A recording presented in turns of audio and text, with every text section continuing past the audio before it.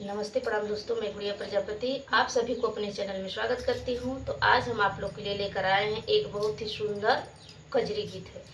सावन special कजरी गीत है, तो बहुत ही सुंदर और बहुत ही अच्छा गीत है। वीडियो को फुल वॉच करके देखिएगा, आनंद लीजिएगा, कमेंट में ज़रूर बताइएगा गीत कैसा लगा आप लोग को। बहुत ही प्यारा गीत है। गौर भोरे उठी शिव के मनावे लगली, चरण दबावे लगली ना। गौर भोरे उठी शिव के मनावे लगली, चरण दबावे लगली ना।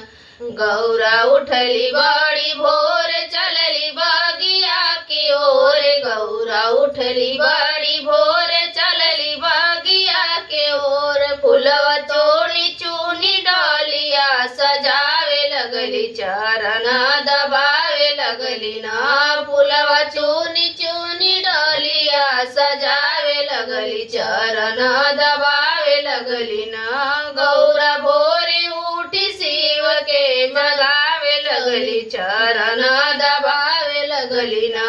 गौरा भोरे उठी शिव के जगावे लगली, चरण दबावे लगली ना। गौरा उठली बड़ी भोर चलली गंगा जी के ओर। गौरा उठली बड़ी भोर चलली गंगा जी के ओर। गंगा जलवा के कलश में भरावे लगली, चरण दबावे लगली ना। गंगा जलवा के कलश में भरावे लगली, चरण दबावे लगली ना। गौरा भोरे उठी शिव के मनावे लगली, चरण दबावे लगली ना। गौरा भोरे उठी शिव के जगावे लगली, चरण दबावे लगली ना। गौरा उठली बड़ी भोर चलली बनवा की ओर। गौरा उठली बड़ी भोर चलली बनवा की ओर। कुशवा काटिए चटाइया बनावे लगली, चरण दबावे लगली न। कुशवा काटी के चढ़ाइया बनावे लगली, चरण दबावे लगली न।